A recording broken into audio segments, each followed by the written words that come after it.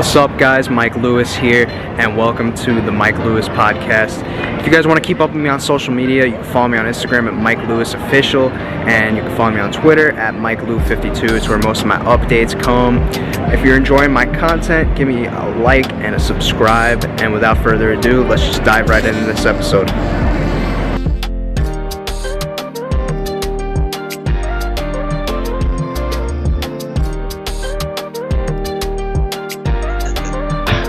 All right, Nate, what's up, man? Thanks for stopping by today. How are we doing? Good, man. Living the life. Can't complain about it. It's been a minute for you, man, since, a lot of people may have heard from you. Yeah. I mean, I like to stay under the tabs.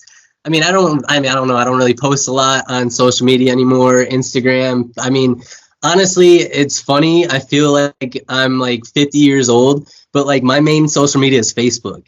Like, I grew up in the Facebook age, man, and that's what I like. That's what I'm comfortable with, and like I'm on Facebook. I check my Facebook more than anything else. Like I probably check my Instagram once or twice a day, but like it's really just to like stay in tune with like my friends and stuff.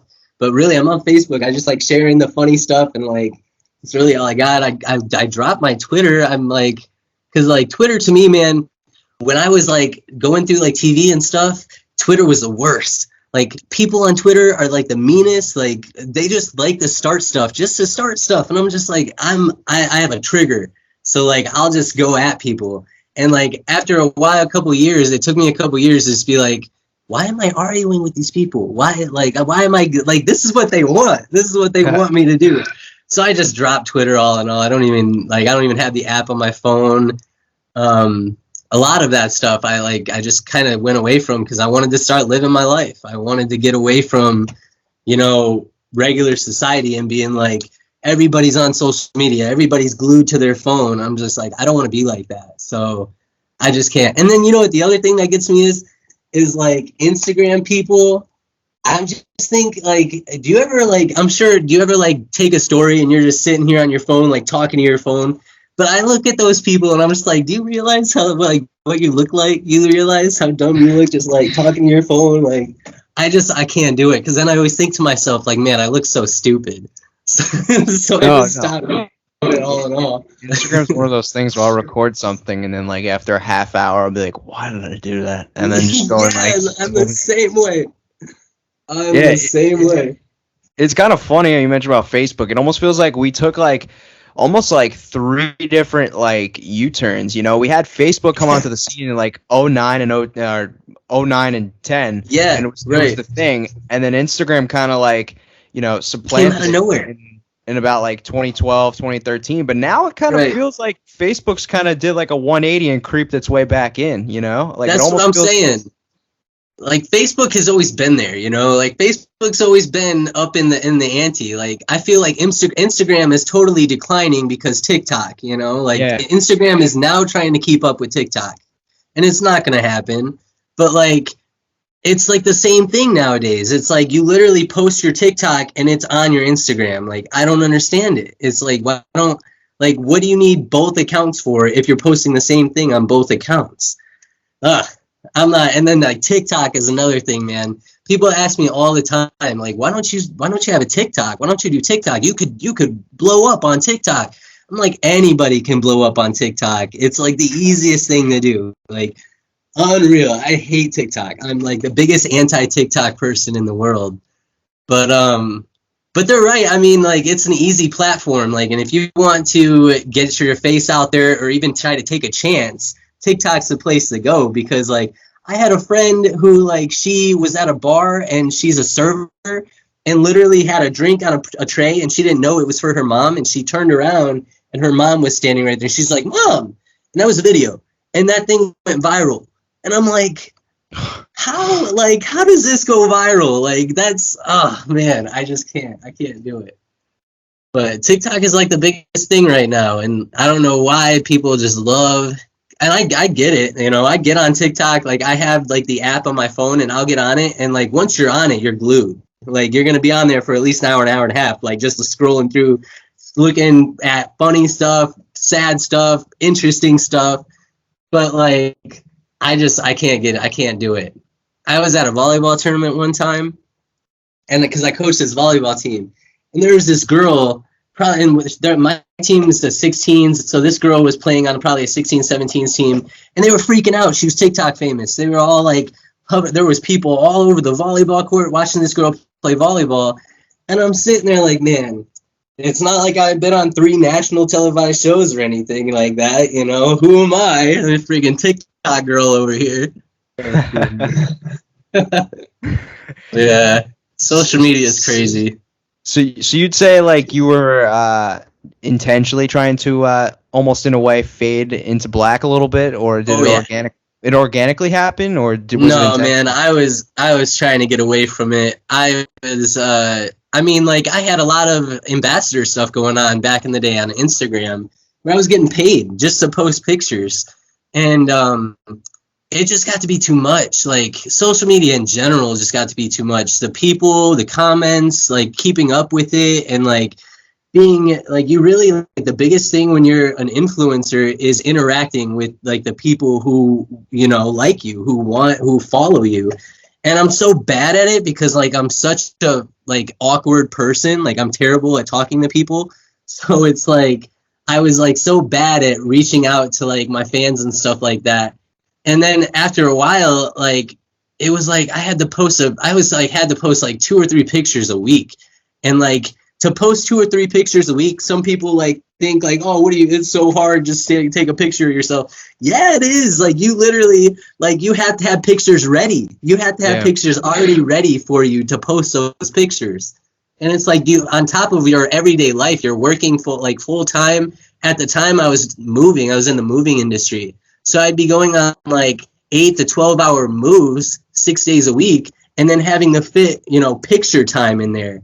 And like, the only reason I was like good at it was because I lived with Brianna LaQuesta. Yeah. So like, we would do pictures of each other.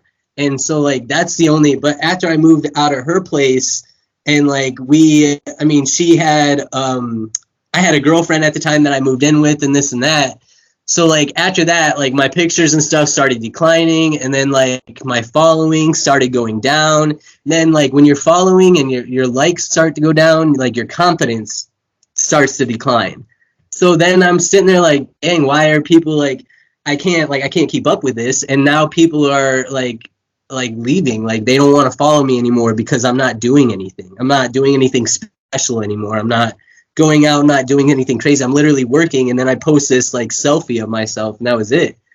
So like, to me, it just felt like I was making Instagram start to be more of a business than having actual fun with it, you know? And I just didn't, it just got to be too stressful because I had too much going on. And then on top of that, like, I get a lot of like mixed kind of things with like my, I don't know how to say it. My, how do you like describe like your past reputation? So my reputation, especially through TV, like, I got 1 million people who love me and 1 million people who love to make fun of me, you know? So it's like, with that balance, it's just crazy. It's just too much. And I got to this really dark spot, like this dark place in my life where I was going through depression, and I was going through all this stuff, and all I wanted to do was get back on TV, but they didn't want me because I was this scrawny little kid. I still look like, honestly, I don't even know how I got on TV. Like, me and Are You the One, I felt like I watch it now. I'm like, this kid, I look like I'm 16. Like, what were they thinking? Like, what were they thinking putting me on this show? So I just, when I watch that stuff, and like, when I think back about like how I was back then, it just wasn't, I wasn't there mentally. And it wasn't getting better because like, I'd get people who would like tell me, praise me, tell me I'm gorgeous, and tell me how much they love me and this and that. But like, that one person who's sitting there telling me that I'm a piece of shit, or that I'm a big crybaby, or that I'm like, I would even get like, I'd get called a homo and stuff like that all the time, just because I'm like, I'm emotional. I'm an emotional guy. So like, even like that kind of slander, just, I was like, I went from up here to, I need to hide. Like, I need to get away. I don't want people to know who I am. When I would like go out in public, I started forming a paranoid, like, I got tested for it and stuff like that, paranoid personality disorder. And like it started getting so bad to where like I would go to the freaking grocery store and I'd feel like eyes are all over me. I'd be like, people are just staring at me for no reason. And they weren't, obviously. Like I mean, I don't know if they were or not, but like if I would like look around, like obviously nobody's staring at me. But it just got to that point where I would get so paranoid about what people thought of me, or if I like I wouldn't leave the house without dressing up and like getting together, because I didn't know who I would run into and who would want to take a picture with me. And I didn't want to get caught taking a picture with somebody in some scrub ass clothes with my hair all wild and like looking like a bum and shit. So it would just get too much. And I was just like, man, I needed to figure out how to get out. I needed to figure out how to separate myself from that type of lifestyle, you know? And that's like a lot of people don't think about that. Like these people who've been on reality TV for years, freaking 10, like Johnny Bananas been on TV for like 10 plus years. And it's like, you have no idea the mental stuff that they have to, like, you have to be, like Johnny Bananas is probably one of the most mentally strong guys that I have ever met in my life, you know?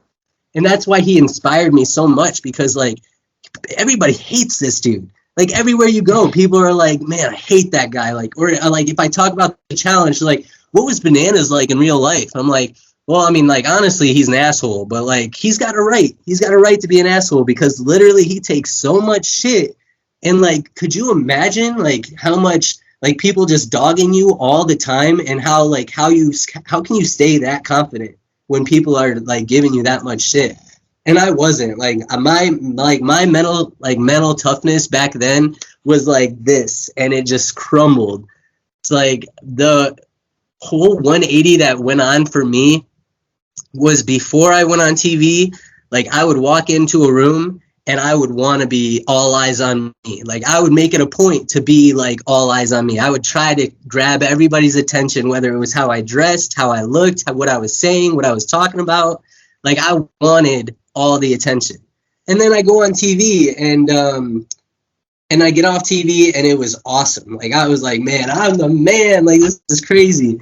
And I was living out in California. I came home for Thanksgiving, the night before Thanksgiving, right when we were like, the show was still airing. I'm pretty sure it like got done in like November or something like that. So like this is a big time for me. And I'm here in this small Southwest Michigan. I go out to one of these bars, and people are grabbing me, talking. Everybody wants to talk to me. I'm having like it literally felt like I was famous. And I would tell people all the time, like, you're not famous unless you walk out the door and everybody knows who you are, you know? So I would tell people, especially in San Diego, like that would meet me, like, I'm not famous. Like I never thought I was famous, you know? I never thought that I was like top dog or anything like that. And I was scared that people would think that like, that's how I thought of myself. I was scared that people would think that I'm Mr. Conceited, really cocky, like, oh, I think I'm all that because I did this show. And I didn't want people to think that, because like that's what people thought when I was in high school. Like I was arrogant, cocky, I was all about myself, didn't care about nobody else. And like it was a mature thing for me to want to be like, no, I don't want to be like that anymore. But then like people test you. People want to test you and like figure out like, okay, how much can I like get at this guy for him to break? And I would start dogging people. I would like, people would try and say like, oh, you were on TV, but you cried. Ha ha ha. And I'd be like, yeah, but I was there. Where are you? Like, so I don't know. There's a lot of up and downs that I had to go through to get to where I'm finally at today, where I don't care about being on TV. Even when I think about it, I like, sometimes I forget that I did that. Like sometimes I like forget that was a part of my life. And like, even like when people get excited about it, I'm just like, yeah, you know, that's kind of cool. Like, I can't even believe I did that, you know? But it took me a long time to get to being okay with it. Yeah, it kind of seems like you've gone through like almost like a second wind now. I mean, like obviously like mentally and then physically too. I mean, you went when would you say like after your last stint on your show that you like kind of like took it upon yourself to get into maybe what you'd call better physical shape? Physical shape, man. Honestly, I was getting casted for season 30, the Dirty 30 of the challenge. Oh, and Yeah. And there was this casting director. His name was Danny. And he was, this was my second phone interview. So I'm like, this is the last phone interview before I get the okay, like, you're going on the show. So I had already talked to this guy who was like your first phone interview, and my second phone interview with Danny, and he's just grilling me, and he's just like, we're bringing people back on this show. This was the season that Zach came back, CT came back, all these big names came back, and he's like, we're bringing these people back on this show. Like, do you really think that you're going to be able to compete with those guys? And I'm like, man, I got this older brother who's jacked up. Like, he's been bigger than me my whole life. His friends are all bigger than me. I'm an athlete, so I always played with them in sports. So I'm trying to convince him that, like, yeah, I'm not going to have any problem going against a bigger guy. I don't care how big you are. Like, go ahead and I've always been the underdog. Make me the underdog. So he kind of just laughed at me and was like, yeah, I don't think you can cut it with these guys. Like, you're just too small. Like, you're too skinny. You're too young. And I'm just like, man, this is stupid. So we ended up, he was like, okay, well, I'm going to pass this on and we'll see what happens and we'll let you know. And I was like, all right, well, okay. And then obviously I didn't get on the show. I didn't even get called as an alternate. So that I took personally. And I was like, all right, okay, you want to do that? Like, you'll just wait and see what I can do. So I started lifting. I started going to the weight room 6 days a week. And at first I was trying to just prove everybody wrong. Like, everybody thought that I was a terrible competitor. Everybody thought that I was like scrawny, and like, even like the whole, like, obviously I didn't jump out of the plane. The first 15 seconds of the freaking challenge is me not jumping out of that plane, And it doesn't matter that your boy won a heights challenge. Doesn't matter that your boy was the only guy to grab the farthest red flag off of that 400-foot cliff. None of that matters. It's the fact that I didn't jump out of that plane. Like, I said no to jumping out of the plane only because it wasn't mandatory. They didn't say, like, they literally told us, you do not have to do this. And I shouldn't even have gotten on the plane. I was like, man, I thought I was going to jump out of that plane. I was singing skydiving before I got on the plane, the country song. And I'm like, man, I got up there and we passed those clouds and I was like, nope, I ain't doing it. And then the dude's trying to push me off the plane and I'm sitting there like, no, I'm not going. But like, if they would have said like, yo, if you don't do this, you're kicked off this show, there's no doubt in my mind I would have jumped out of that plane. Just like just like skateboarding off that 400-foot cliff. TJ was like, I didn't even think you were going to do this. I thought you were going to back out of this challenge. I thought this was the last day we were going to see you. And he was like, and you won. I'm like, I know. I surprise myself sometimes. And then it's like the whole, like, I go even farther in the game than that. I literally, like, to the 8th week, and I'm in an elimination with Cory and Ashley. Cory, who has at that time came in second place in multiple challenges. Ashley, who at that time wasn't a champion, but won the next season, like 2 seasons later than that. And me and Christina, little scrawny Nate and little scrawny Christina, we sent them home like it was nothing. Like, they made it look more competitive on TV than it was in real life. Like, it was no challenge whatsoever. So, like, for people not to give me credit for all that, like, I'm just like, man, I can't win. So that's what it was for me. It was like, I couldn't win because people wanted to think that I wasn't a competitor just because, like, I was just trying to skate by. And, like, I look at that, like, I wasn't trying to skate by just to skate by. I was trying to get to the freaking final. That's the whole point of the show, is to get to the final. So, like, if I had to play like a scared dog the whole freaking time just so people don't look at me as a threat, then that's what the hell I'm going to do, Like, I'm trying to get to that final. And you know what? Before I went into that elimination with Cory, I told Bananas and Vince. I sat down and we were eating dinner at a table in the house. And I told him, I was like, it was just dead silent. And I looked at Johnny and I was like, bro, I was like, I'm going to send Cory home. Like, I'm going to send Cory home and, like, I'm going to go to the final with you guys. And I might even come in second place.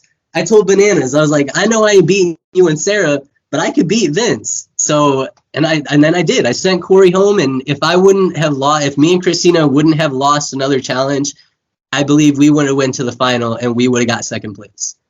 But you can't really tell because I don't know.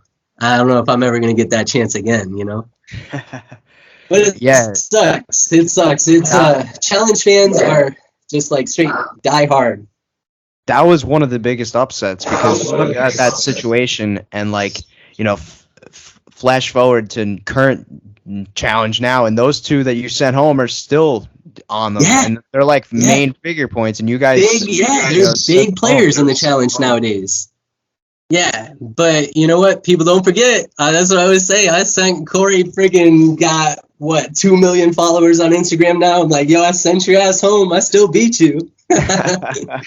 And it's even better because like the Cory is from Grand Rapids, Michigan. Yeah. So like, I mean, even around here, like everybody knows who Cory is. You know, I go up to, I mean, Ann Arbor, or East Lansing. When I go to like, if I go to like tailgate at a Michigan State game or something, people always have to ask me about Cory because they know him too. You know, so like we're from like. He's literally from an hour and a half away. If I would have stayed at St. Joe High School in high school, I would have played him in football. You know, wow. That's just crazy to think about to me. But like, and he's like the nicest. He's one of the nicest dudes you could ever meet. He's like one of the coolest dudes. Like I grew up when he was on MTV. I watched his season with Ashley, and he was by far my favorite. You know.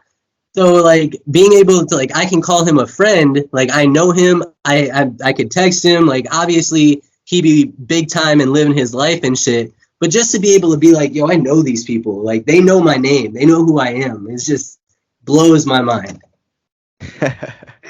Yeah, it's crazy because like the timing of this is just uncanny because 2 nights ago they just had an episode where him and Ashley had like a I don't want to even call it a falling out, but like kind of like a clashing, you know? Right. But isn't that always what they do though? Like I feel like those two have been clashing on and off since they met, you know? Well, yeah, I mean they were rivals for a reason, right? Yep, exactly. Was that your last time that you got called to do a challenge? Was the Dirty 30? No, I've gotten called. I mean, every season up until season 34, I was called. I was an alternate on season 32. But after season 34, I was done. I finally told them no. Finally was like, I don't want to do this anymore. But even since then, I mean, like, if, like, I haven't gotten a call since then, but, like, if they were to call me today, or, like, if I were to see them in my emails today, I would be about it. I would be about going back, only to prove that, like, if I was this size back then, like, ain't nobody fucking with me. Like, if I was who I am now back then, like, I would be as big as Cory is right now, you know? So, like, that's, like, what I always think about is what could have been. But I don't know. I don't know if I could get back into that life. And if I did, I'd have to go straight up. I don't even know who a good example is because, like, who would be, like, a good reality TV star example of somebody who, like, just does the shows? I think it would be, like, CT is a good one, but like, even better would be, like... even better would be like Johnny. I don't know his last name. Johnny, he was on Rivals. His rival was Jessica. Riley. But that dude, Johnny Riley, that dude is one of the most low-key dudes that I have ever met. Like, I don't even know if he even has a social media.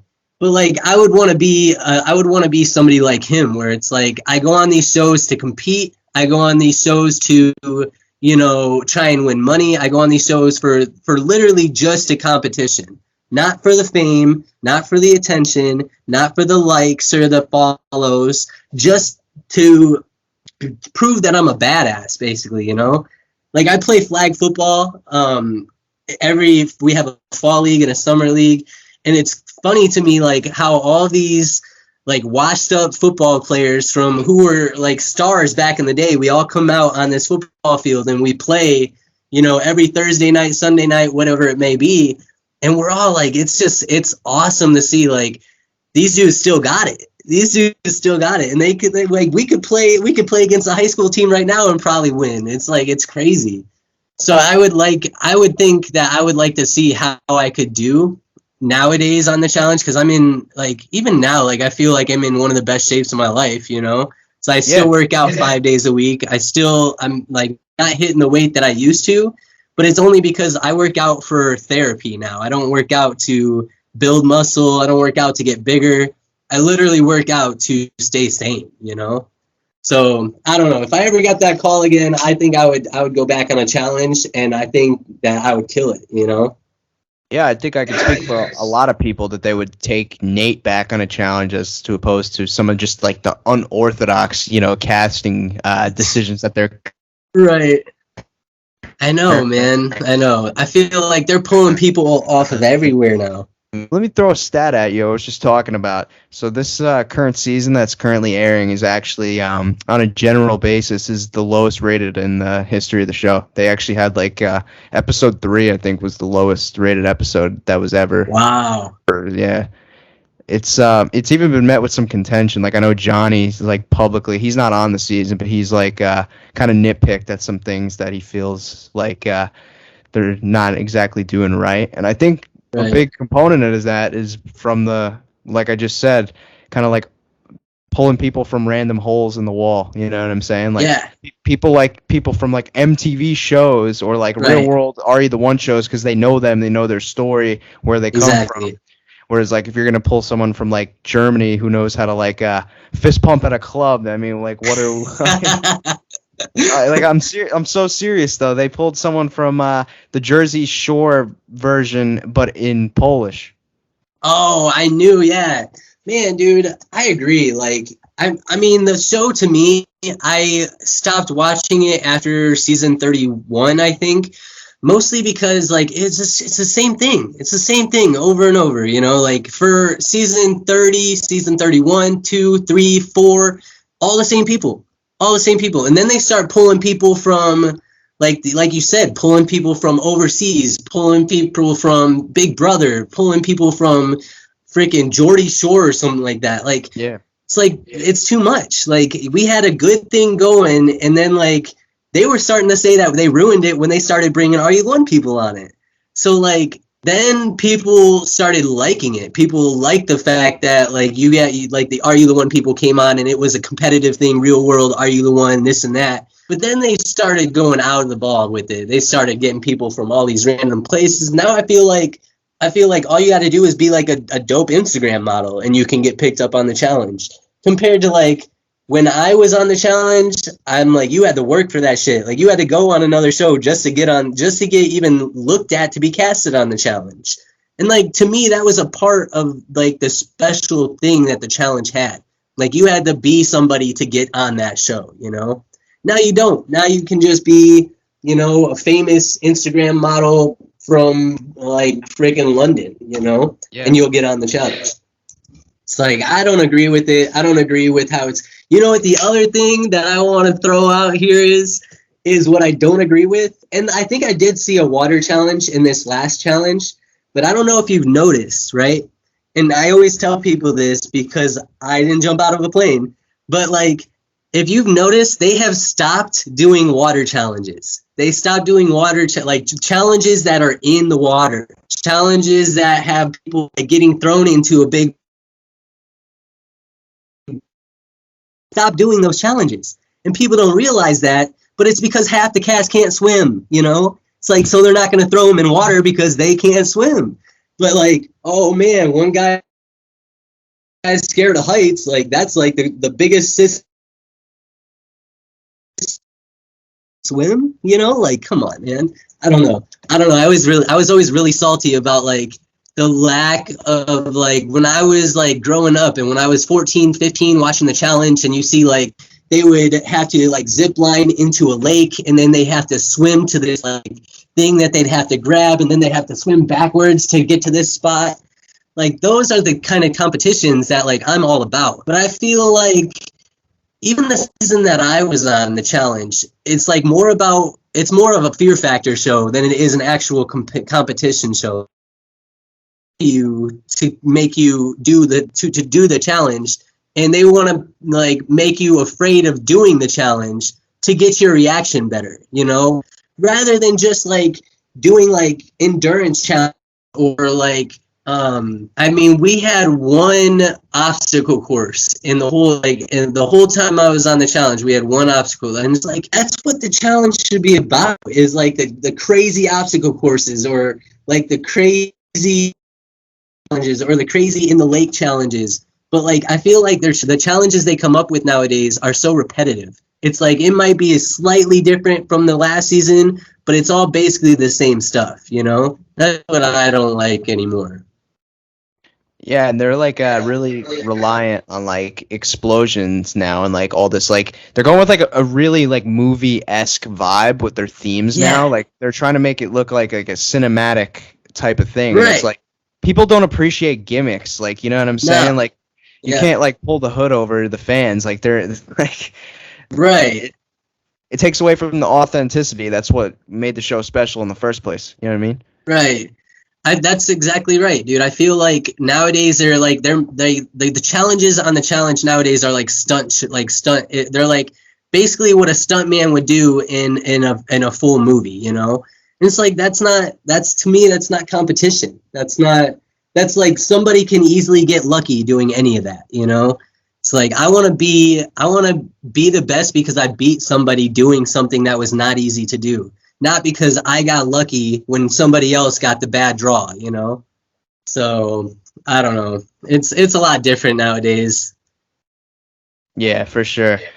I want to dive now kind of back into like your trajectory now from like on TV. You know, we obviously talked about like post show, like what you kind of were going through, but I want to bring it back a ways and talk about like the beginning. Like I always get into like my guests, like I call it the casting story, but in essence what it is like their process, kind of like what you were doing prior to Are You the One, and then the exact process itself, like, and, you know, obviously getting casted. Yeah. So before I was on Are You the One, I was working 2 jobs. I was a manager at a Quick Lube and also working at a bar on the weekends. I was a bouncer at a bar. And then on top of that, I was going to school full time. And so I was a busy kid, and like I was about my life, like I was about the business. So like I was such a big dreamer when I was in high school. Like I always thought that I was gonna be something someday, you know. And like I didn't know if it was gonna be through sports. I didn't know if it, because I used to do a little bit of modeling back in the day. I didn't know if it like my modeling career was gonna work out. But like I was at a time when I was 20, 21 years old where I was working 2 jobs, going to school full time, thinking about like, I want to get out of where I'm at. Like, I want to get out of here. Like, I want to save up a bunch of money and move to California, you know? And then one day I was doing homework and it was nighttime, and one of my friends was on Twitter and tweeted, "The Are You the One people just called me. This is crazy." And so I was like, this kid that made this tweet, right? He was in the friend group that I was in high school. And he was always like that kid who was like, he would always try to do stuff that I was doing. He would always like the clothes I was wearing, he would try and get the same clothes. The sports I was doing, he'd try to play the same position. So like, I didn't like the kid that much, you know? But my friends, he was in the group. So it was like, whatever. But I was like, you know what? If he can get that call, I can get that call.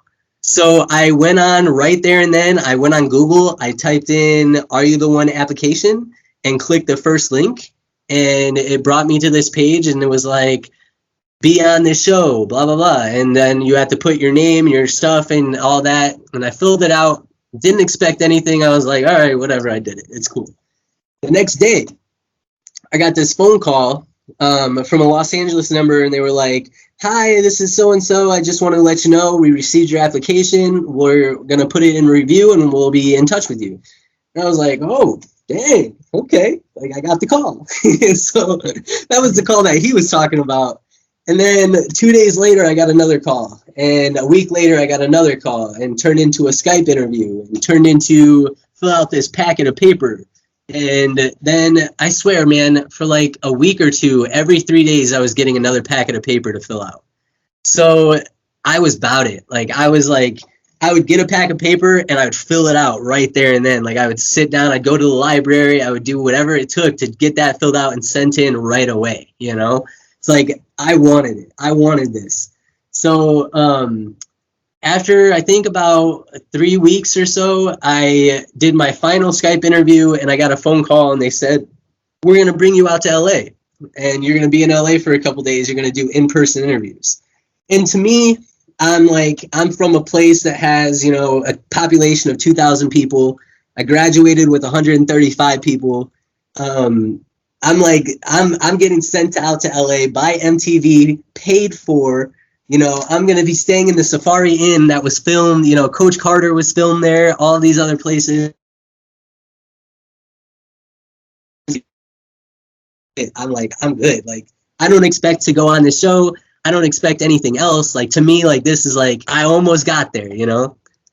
So after I did the in-person interviews, that shit was like the most, I mean, I don't even know how to describe it, but like, I was scared shitless, you know? And like, I had long ass hair and like, I looked like freaking Justin Bieber back in the day. And so it was like, it was just, it was a mess. So I was not confident at all. And so I went into the interviews, knocked them out of the park. And then the final interview, bro, is like, you're literally, there's like this chair in this empty room, right? There's this chair sitting right in front of this huge camera. And the producers and the director, and back then it was Howie, the dude who had passed away a few years ago, he's in the back corner. And you're just sitting there, and I'm just like, man, this is, I'm like, hey. So they start interviewing me, and like, I'm like just having a good time with it. And then Howard, that dude starts just grilling me, just like telling me like, man, you look like you're 12. Like, what are you even doing here? Like, do you eat? What do you do? Like, and I'm just like taking it and I'm just having a good time with him. Like, yeah, man, I'm like, you know, I bring this small package, but I got a big heart, you know, whatever. So I'm just making them all laugh, having a good time. And then when I left there, dude, I was like, man, this is it. Like, I don't even care if I make it on the show. Like, this was awesome. This was a crazy experience. Like, I can't believe I just went through with this. And I went home, started getting back to my life, started going back to work, and it was like 2 weeks. It was like a 2 week later thing where I hadn't thought about the show for a week, hadn't thought about interviews, process, haven't heard from anybody. And it was like 2 weeks later, and they called me up, and I'm in my room. I'm like, hello, like, you know, it's a Los Angeles number. I'm just thinking, like, what is this call going to be? And she's like, hi, this is so-and-so. I just want to let you know that you are going to Puerto Rico. You're heading to Puerto Rico. And I was like, my mouth dropped and I couldn't even respond. I'm sitting there like, what? Like, what? Like, this is wild. Like, I started going crazy. And even then, like, the first thing I did, I ran downstairs and I just rubbed it in my brother's face because, like, there's a video that you have to do in, like, the interview process. You have to do, like, your YouTube video. And I'm so bad with technology and I'm so bad with like even like social media and stuff like that, and with like editing and doing stuff like that, that my MTV video is literally upside down. It's like the first like minute of the video is upside down. And I'm just like, and it's filmed on like an iPhone 4 or something like that. So it's terrible quality. And I'm just like, there's no way I'm getting on this show. But my brother is actually my brother denied. He like, I told him I need to make this video for MTV to get on the show. And he was like, no, like, I'm not going to do that. I was like, you know, he like shrugged me off and was like, there's no way. It's like, that's the stupidest thing. Like, you're not going to get on that show. And so he wouldn't do the video. Him and his best friend wouldn't do the video with me. So I literally had to call this girl and be like, yo, will you do this video for me? I'll make it worth your while. She was like, yeah, I'll do the video. And so I had to get this girl to come over and follow me around with an iPhone 4 and, you know, like do this video of me because my brother wouldn't do it. So when I got that call, I was like, I went down to my brother's face. I was like, yeah, I told you, like, what do you think now? Like, and he was amazed too. And he's been my biggest fan ever since, but it's always fun to remind him that, like, yo, you didn't help me, you know? Were there any questions that they asked you like during that process? Because I know like, you know, certain questions they'll ask people that maybe stick out to them in the process of like, you know, maybe what swayed them into wanting you. Were there any questions that you could remember if you Man, could? dude, I have it saved. Let me grab it. I took a picture once of the psych test that we had to take. And some of these questions you're just like, what? Like, why? What? Let me see if I can find it. It's like the craziest thing. But a couple of not so much like the questions that like got to me as much as like how long the packets were. Like these are short answer packets, and we're talking 300, 400 questions in the packets. Short answer that you literally have to give an answer for on everything. There's one challenge on Are You the one that the girls had to do the slide down the water slide, and they had to like run up the hill and put our name in the number that like is how many girls we've been with. And you know how mine is like the too many to count?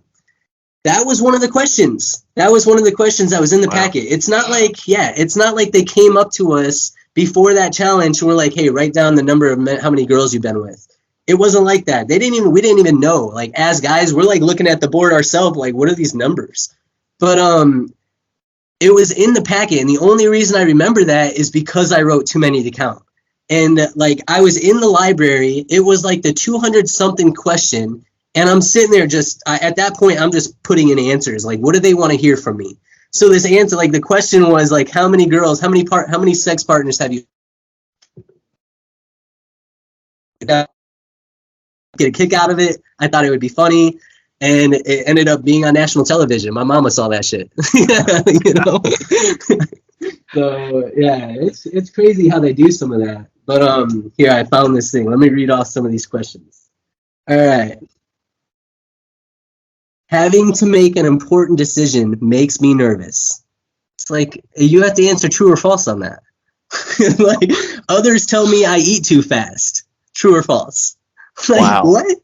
Yeah, I'm like, what are you doing? Literally, that one sucks. I get angry with myself for giving in to other people so much. It's like questions like that. And then a question that pops up a lot is this one. Lately, I have had a lot of thoughts about killing myself. Like that question is repeated probably a good 20, 30 times on this whole. It's an 800. There's how many? Look, this, I don't know if you could see it. Yeah. Wow. That's the ending. Like that's the fill in the bubble part.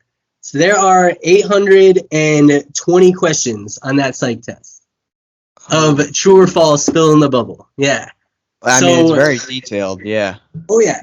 Yeah. And I mean, like a lot of those questions are asked in a different way, you know? So like they want to make sure really what they're trying to do is they're trying to bring, in my opinion anyway, they're trying to bring in the people who are just on the line of mentally unstable. so like they can bring you in and like hope that something happens, but not too severe, you know? Because you got to think, man, some of those people, there's no way that they pass the psych interview. Like, I freaking love Camila, you know, Camila. She's one of my favorite people of all time. She's one of my favorite people, but she is insane and she is crazy. Like, when you think about somebody like that, how did she pass that psych test back in those days, you know? Well, I don't know what her process was because she didn't come from Real World. I think her original show was like the Spring Break. Yeah, she was what was it, like Free Agents or something like that? Yeah, well, like she was originally like from like they had like a Spring Break thing where they had like challenges were on that was and like she like won that or something like that, and that got her on the show. But so I don't even know. I don't know because yeah, as far as I know, everybody has to take this psych test because I know like me and Bree and Christina all had to take it for the challenge. We like went together in LA because we all lived in San Diego. So like the test is the same pretty much for everybody. The questions are just jobbled around. And even Johnny Bananas told me when I was on the challenge and we were talking about this test, and he said what he does is that he takes a picture of like the test that he finishes so that he doesn't take it again. Like he does the same answers. He just fills in the bubble. And I'm just like, bro, like that's the smartest thing I've ever heard, because you're on the show every year. So like you have to do it yearly. So it's like you have to do that 800 question test every year, and you might as well just, you know, keep the test from the last time you took it, because it's the same test. Wow, that's how long did it take you, like, once you got on the show, like, to adjust to like the living accommodations? Like, how weird was it for you? So when I was on Are You the One, it was probably about a week. It took a week for it to really set in. Like when you first get there and you've never been on TV before, it's like a crazy scene, because you got cameras everywhere. Everybody's like doing something. Like it's all so important. And like you pretty much have a spot to, like, you have to stand in a certain spot, you know, they like make you do certain things, not so much in a staged way, but when like the host, if anytime the host is in the picture, that is all staged. Like that's all like you're in a certain spot because like you have to be there. Like even if like let's say talking to everybody, like I'm sitting in a spot because like that's a reason, that's a sign. It's a sign for me to sit here. Wow. You know? But like that's the only part that's like actually staged. They don't like this, we want you to act this way. But like anytime you see the host, just know like we're standing in a spot because they put us there, you know? So like that is the biggest thing that I had to adjust to, was that like, or even like talking about certain things. That's the biggest thing you have to adjust to, is like what you can say and what you can't say. So there was one time that I was like on a walk with Christina, and I got lost in like being in reality. I got lost in like living, the actual being present. So I'm sitting there and we're taking this walk on the beach, and it's supposed to be romantic and this and that. And I start talking about how crazy this is. Like we're on a reality TV show, and how I always wanted to be on TV, and how like I wanted this to be my, like, this is what I wanted to do for my life. And they literally stopped filming us. They were like, they stopped us right there and then. She's like, yo, you can't talk about that. Like, you can't talk about being on TV while you're on TV. You're already here. So like, we don't want to hear all of that. We want to hear about your guys' connection. And I'm just like, dang, okay, well, like, sorry, I was getting real. I'm sorry that happened for a second. And that happened a couple of times where it's like, you start talking about something and they have to stop you, because like, it's not about the show. It's not about the game. It's not about the person that you're interested in. You're just talking about your regular life. And that's not what they want, you know? So like, and it's a lot to adjust to, but it took me about a week and a half or so, where it was like, you forget the cameras are there. You forget that you're on a show. You forget that you're not like just on a vacation. Because like after the first week, or even the second, I think it was after the second week, I was waking up in a mansion and it was normal to me. You know, it was normal. Like I'm going in this huge kitchen to make myself some cereal that these people bought for me. It was normal. I was just like, I was just living the life. And like, it felt like I was just on a paid vacation, you know? But a lot of people ask, like, are the camera guys there? Like, are you being filmed all the time? And yeah, you are. The camera guys are literally standing there all the time. But you don't notice that they're there. They're like really, really freaking good about not getting in the way and about being out of sight. There was one dude, a camera guy, his name is TC. He was my favorite. He was my favorite because I would always mess with him. I would always mess, like, he was the camera guy. So, like, you weren't allowed to touch the camera guys. You weren't allowed to talk to the camera guys. Like, you weren't allowed to do anything, which is, like, more fuel for me. Like, I'm going to talk to the guys. I'm going to touch the guy. I'm going to mess with them as much as I can because I'm not supposed to, you know? So that's what I did. And this dude, TC, would always get so mad because I'd, like, mess with him. And he's, like, got the camera on his shoulder and he's, like, focusing on somebody. And he's, like, going like this. And I'm just like, bro. It's the funnest part. But as far as like knowing that they're there, you don't even realize it. You don't even know, because like a lot of the times when you're like just chilling in the house, like you'll just be talking, having casual conversation, and then all of a sudden, like out of the corner of your eye, you see somebody with a camera, and you're just like, oh, I didn't even know he was there. And then you start thinking about, damn, what was I just talking about? Because like that shit was just on camera. But even like bathrooms, bro, like if you have more than 2 people in a bathroom, a cameraman is legally allowed to be in there, you know? Wow. So, I mean, that stuff was crazy because like the girls' bathroom was like, it was all open. Like all the girls were in there all the time. So like a cameraman was always in the girls' bathroom. So it was funny, but at the same time, you're like, yo, do you really need to be in there? Did you think like that environment or like being on the show is what maybe kind of brought out more of your emotional side, or did you already know like you had that side like before? No, man. You know what? I'm not a drinker.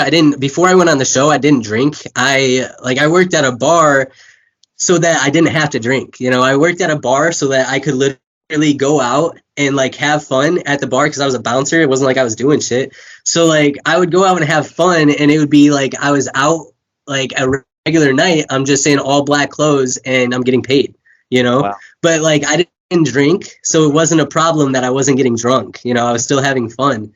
So when I went on the show, man, I did drink a lot, all the time. Like you're waking up shotgunning. Me and Anthony, we would wake up every morning and shotgun. There's like a cooler.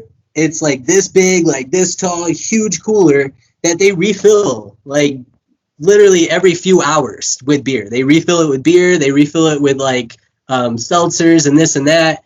And then like around like 6, 7, 8 o'clock at night, depending on the night, depending on what you have, like when you get back to the house, they bring bottles of liquor, bottles of alcohol all down, and like you're getting drunk. And if you're not getting drunk, like if it was like 9:30, 10 o'clock at night and we're just chilling on the couch, they would bring down alcohol and be like, you guys are being boring. Like we need to play truth or dare, get drunk, do something. So we're like, all right, let's get drunk.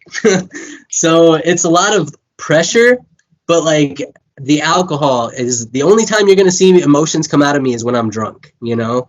So like, I'm not like, that's why I hate how they like made me look on TV, is because people meet me in real life and expect me to be like that.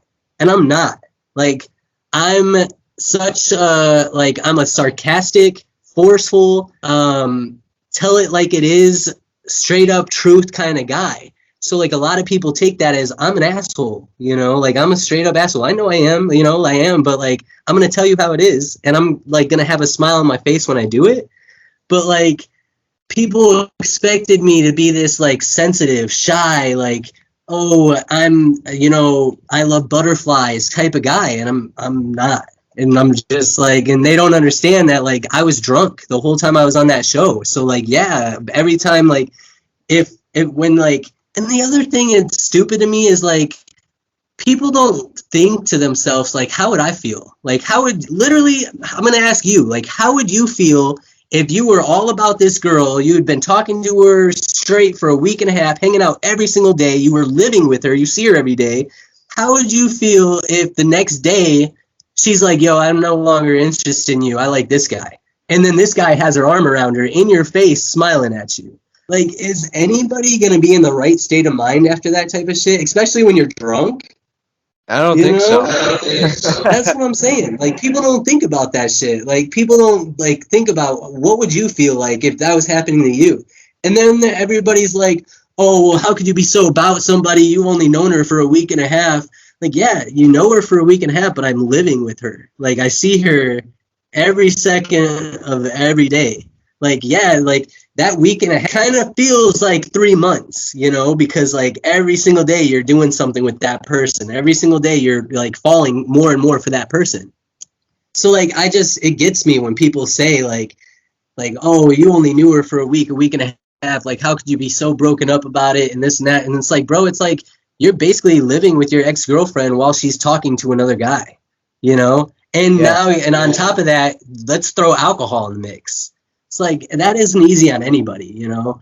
So I don't know. To me, I feel like I watch it and I'm just like, yeah, like I made a fool out of myself. But at the same time, I don't blame you. I look at the TV, I'm like, I don't blame you at all, bro. I'm like, you should have beat that dude's ass. You should have started a fight or something. But back then, Dario would have beat the shit out. He would have beat the shit out of me. But like, I'm just like, man, it baffles me that people just think that like I'm some type of like over emotional guy. It's like, oh, bro, I'm just drunk and like I'm living with an ex-girlfriend while she's hooking up with this dude in a bed that's 3 beds away from that I'm sleeping in. Like, I don't know anybody who would be okay with that. So did you feel like I'm gonna ask you, since other Are You the One cast members from your season have like kind of different perspectives, I guess. Someone like an Anthony, came out of it like really feeling like he had like almost like a family bond, whereas like you might have some other people that are kind of like distant in a way. What was maybe your stance now? Like, how do you feel about like did you come out of this whole thing feeling like you got like something like I don't want to call it like a lasting bond, but like almost like an unspoken like kind of experience with like your cast members, or is it not like that? Man, I mean, honestly, like there's people who I ride or die for. Anthony is one of them. Garland, Brianna obviously is like my best. She's literally like a sister to me. Christina, but like outside of those people, like nah. Like I even with them, like Bree is probably the only person from my season, the cast, that like I felt that family connection. But like when I got off the show, we all like were close and stuff. But I didn't feel like that. Like a lot of the guys alone had a special bond and like had best friends, Curtis and Alex and Dario and Anthony, and like certain dudes, like they were really close. But I wasn't. For me, like it was a whole lot different because I didn't think I belonged there in the first place. And when I was on the bus going into the house with these dudes, these 10 other dudes or these 9 other dudes, I'm just like sitting there like, man, I don't fit into this crowd. Like these dudes are like, they all good looking, like buff, like they all have something going on for them. And I'm this little nobody from like this nowhere in Michigan. And I literally felt like I looked like I was 16. Like the whole time I was just like, I would tuck my shirt like in my sleeves to make my arms look a little bit bigger, like I was so insecure on that show. And like those dudes, like the guys weren't mean or anything like that. Like they like, it wasn't like I was like an outcast or anything like that. But like, I definitely didn't feel like I fit in. I definitely didn't feel like those guys respected me. I definitely didn't feel like, I felt like that friend who like, I have a good, like Tyler Pratt, he was my best friend. Like he was the dude who like, he took me under his shoulder and like, I would be up in like the guy's closet, the guy's dressing room, and I would just be by myself chilling, like we didn't have books, we didn't have paper, pens, we couldn't do anything, so like I'd just be sitting up there just like hanging out, maybe even taking a nap on like the chair that's in there. But Pratt would come up there and be like, yo bro, why don't you like come out with everybody, why don't you come like hang out downstairs or whatever. And I'd be like, nah, man, I'm all right here. I'm just going to hang out. But he would like make me do it. He would like make me go socialize with the other guys, and he would, include me and stuff, to where like the other guys, I felt like I literally felt like I was like the nerdy kid that like had the best friend who was in the cool group, Yeah. Like the cool group didn't want me in the cool group, but they accepted me in the cool group because this other guy was in the cool group, So when I got off the show, I wasn't like that. And I didn't have like the family feeling. Like I didn't care about keeping in touch with a lot of the people. And to me, it was just like, I wanted to branch off. Like I wanted to, in my opinion, like I was one of the most popular guys on the show. And it was mostly because girls freaking loved me because I was this sensitive little mush, who had a pretty smile. But like, I hated the fact that like dudes didn't fuck with me. I hated the fact that like dudes did not like, I felt like, I don't know how it's a good way to describe it. I really felt like I always wanted like the guy group of friends, I wanted these dudes to accept who I was, but like, because I was like overly emotional, or because like I have like these episodes where I like trip out over the stupidest shit, I just felt like they didn't want me in that group, they didn't accept me into that cast. So it was hard, but at the same time, like over time, like as like the time went on, like after like the 3rd or 4th week, it was like whatever, and we all like had a good relationship with everybody. But after the show, I wasn't really like, oh, I need to keep in touch with all these people, you know? It wasn't like that for me. Just because I didn't feel like I was accepted in the first place. Yeah. Did that dynamic with you and Brandon carry over onto the challenge? Yeah. Yeah, it did. Really? And it wasn't like it wasn't even on purpose. It was like more of like after Are You the One? Brandon is actually like, he's like the nicest, like he's one of the nicest dudes you can meet, because like he's like one of the only guys, and like you would never guess it, but like after Are You the One, like Brandon would reach out to me and just like be like, yo, how are you doing? How are things going? Like, how's life? And like nobody else, like besides like Anthony and Pratt, nobody else would do that, you know? So like I had a good, like a decent like understanding of a relationship with him after Are You the One? And it was mostly because, like, I don't know if you remember, like, the huge fight that I wouldn't even call it a fight. I was trying to fight him. But the huge argument between me and Brandon on Are You the One? And I'm sitting there telling him, like, yo, wait until you guys get out of this house and wait until she cheats on you with some other dude. And, like, that happened. Like, so, like, there was one night he called me up and he was like, man, you were so right about Christina. Like, she's been hanging out with this other guy and this and that. And I was like, it was awkward for me because I'm like, bro, this is so in the past. Like, but like, I told you so, you know? But like, we went into the challenge and like, we were supposed to be kosher. We were supposed to be cool, but like, he has that attitude and it's just like, he just thinks that he's so dominant. He's like this scrawny little freaking pipsqueak of a dude, but he has such a huge personality, and I hate people like that. So, like, once again, it took, like, 2 days for us to start going at it again, and then it got to be a point where, like, I actually was caught on camera crying on the challenge, because I'm going to talk about another thing, but, like, because Brandon started a rumor that I wanted him and Brianna to go home. I was trying to get people to target him and Brianna. So Brianna went to Christina and was talking shit about me and was talking to other people about me. And I'm like, bro, like that's my roommate, you know, like we live together outside the challenge. Like, I don't want, like, ain't nobody I hated the fact that somebody was trying to start drama, because I'm going to have to go home and live with that person. I'm going to have to go home and live with Bree. And so I took it to the heart, and I was like, Bree was starting to say stuff about me, and I was starting to hear like that she was talking stuff, and that like it was all because I said that her and Brandon are first on my list.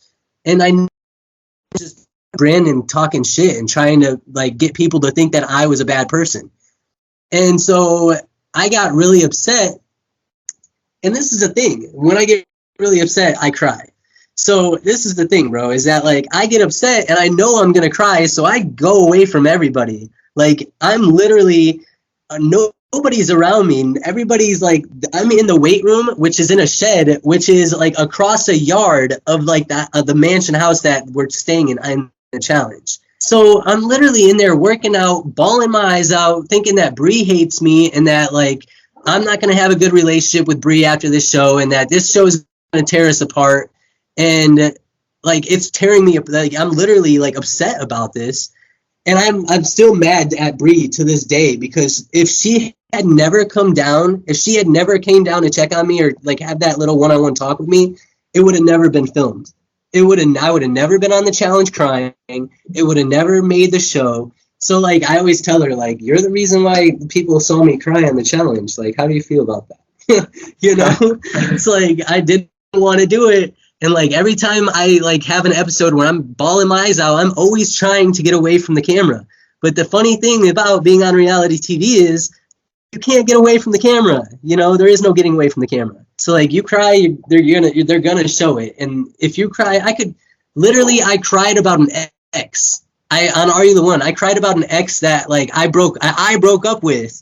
That I'm like literally sitting there crying about her, and they edited it to make it look like it was about Shelby. So, like, you could be crying about the stupidest shit, and they're going to put it on TV either way, and they're going to make it look something like you're crying about something stupid. So, I don't know. Am I an emotional guy? Hell yeah. But, like, am I an emotional guy in front of people? Fuck no. You know, like, I don't like when people see me cry. So, like, the fact that I'm crying on national television on 2 TV shows is, like, took me a long time to get over.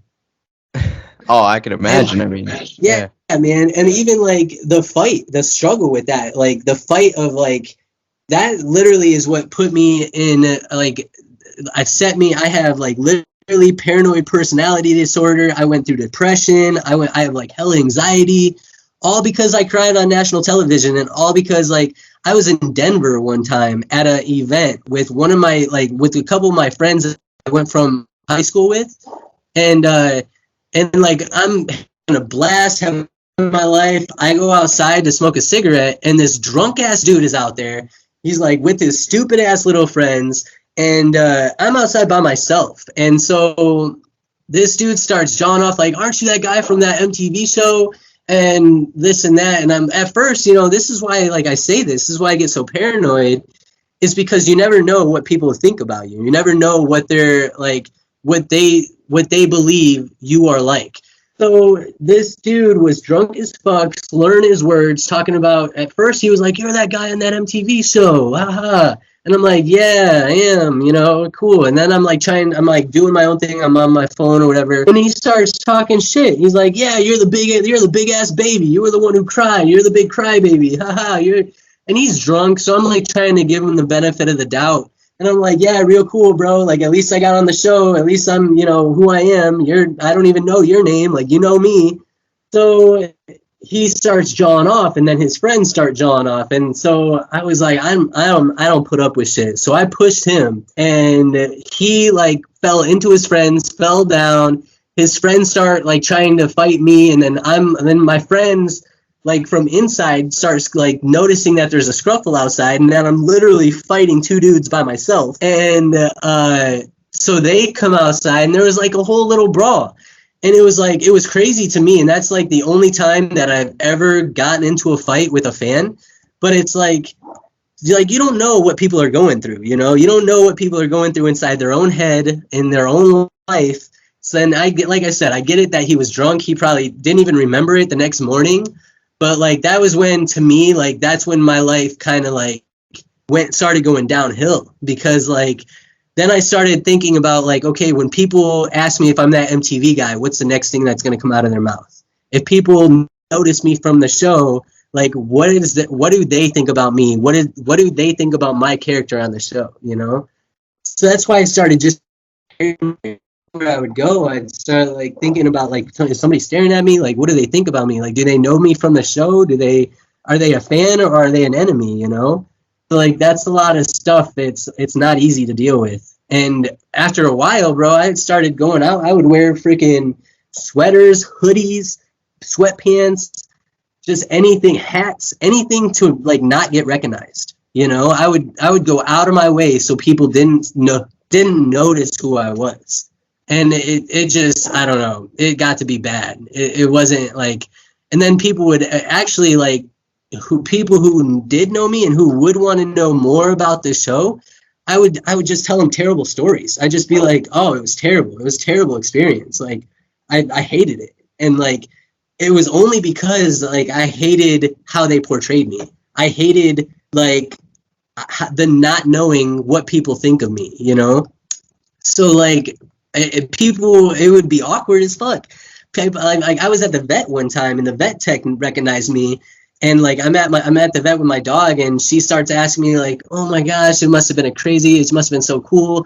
And the only reason I remember this so much is because of the look on her face. It was like I crushed her dreams by telling her like I had a terrible time, and that like being in spotlight like that is the most shitty thing that anybody can do, and that like it takes so much toll off your mental health and this and that. And you could see like she goes from like so excited about meeting me to being like, "Oh, this guy's got some serious issues," you know? So it just got to be a wild ride. And it took a long time for me to be like, "All right, this is awesome." Like, it was awesome that I did it. It was awesome that I experienced it. I went through all this stuff and learned so much stuff about myself and became a bigger person because of it. So like now I can actually be like, I can tell the truth, you know, like I could tell the truth about, I had a blast. I had a great time on those shows. And like, yeah, like after the show wasn't fun, but like the show itself and the experience was mind blowing to me, you know?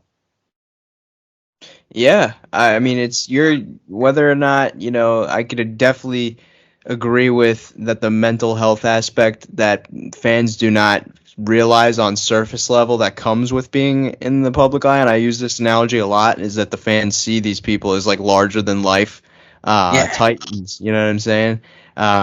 But it's just not all I don't want to say it's not all it's cracked out to be, being in front of the public eye, because in some cases people handle it better than others. Everybody's different, Right. of course, but Yeah. it's not as smooth of a process, I guess, is what I'm getting at. No. Yeah. For real, dude. And I mean, you hit it right on the head, bro. It's like, and not everybody handles it the same way because, I mean, you look at some of the other cast people. One of my favorites is Derrick Henry. Derrick Henry is like, he's got the brightest personality. That dude is like he walks into a room and like all eyes are on the dude, like he is about that life and he handles it and he loves it. But like I went out with Derrick one time and it's like you have the star quarterback on an NFL team and then you have his lineman right behind him. And I'm sitting there like people are recognizing him left and right and I'm sitting over here going like this and I'm just like I hope they don't recognize me. But it's a lot. It's more about the personality and it's more about if you want to be in that spotlight compared to like if you don't want to be. And when I was 21, 22, I was about that life. I wanted to be in that spotlight. But after I got into the spotlight, it wasn't until after that where I realized like this ain't for me. Like I'm not mentally strong enough to deal with this kind of stuff. I'm not secure. I'm not like, how do you say it? I'm not like I didn't have as much self-esteem as I needed to have to be in that spotlight. You really, if you're going to be in that kind of light and to have that kind of attention, you need to be okay with yourself. You need to be like, I don't care what anybody thinks. I know I'm all that, and I'm not that kind of guy. I have such bad self-esteem issues. Like I'm so insecure. It's like disgusting, but nobody's ever going to realize that. Nobody's ever going to know that. But like, if you like the people who know me best, like know that it takes me like an hour and a half to get ready. Not because like I'm like getting all dolled up. It's because like I'll change my outfit 3 or 4 times because like I don't think I look good. It's like you need to be 100% okay with how you look, how you act, how you talk, how you dress, all of that to be in that kind of attention. And I wasn't there. Now, I mean, nowadays I'm like, all right, I am there because like your boy stepped up and went from, little boy to, grown man. So, but I think about how I was back then and I'm just like, man, if I could be how I am now back then, I would have had such a different experience, Definitely. Where would you say, like, on a scale from like 1 to like bitter rivals, were you and Christina heading into this thing? Dude, like a 2. Really? Like, you guys were on we didn't even know, man. Oh, hell yeah. Like me and Christina we squashed things the next day after me and Brandon had that huge fallout. Me and Christina had, because like that's the thing is that like reality TV just mixes so much things up that like me and Christina never were really in a romantic relationship. Like they made it seem like it was so much more than it was. I was never really all in with Christina. I was never like I was with Shelby with Christina. They made it seem like I was because they needed to make a show. But like I was always on my guard with Christina. I knew she had been like the whole time me and Christina had a thing, she still had a thing with Brandon and I knew about it, like I knew they were like running around the house, they were always spending time together. So like it wasn't like I was like 100% invested in Christina like I was with Shelby. But like you're not going to know that because that's not how they made it seem on TV. Even I did like when it came out on Netflix, I did this whole thing on my Instagram and it's saved on my in my highlights. But like I pointed it all out. Like they took a scene from the episode 3 when I'm like having that mental breakdown. They took a scene from when I'm punching a wall in the confession room and like I'm literally wearing the same clothes as I was in that episode 3, and they put that scene in episode 8 after I found out Christina and Brandon were like getting back together. So it's like, you would never know that me and Christina weren't that close, but like to everybody else who's watching, it's like, yeah, I'm fucking heartbroken over this girl, you know? But it wasn't like that. Me and Christina she's the sweetest girl. She's a sweetheart. So like we were always on good terms. And like after we found out we weren't a match, yeah, we were like extremely pissed off. Not because we weren't a match, but because we had to keep playing this game. Like we had to keep trying to figure this shit out. So like that's why we were pissed off, not because like we aren't going to be together anymore. So it was like a whole misunderstanding of like they made it look like it was more than it was.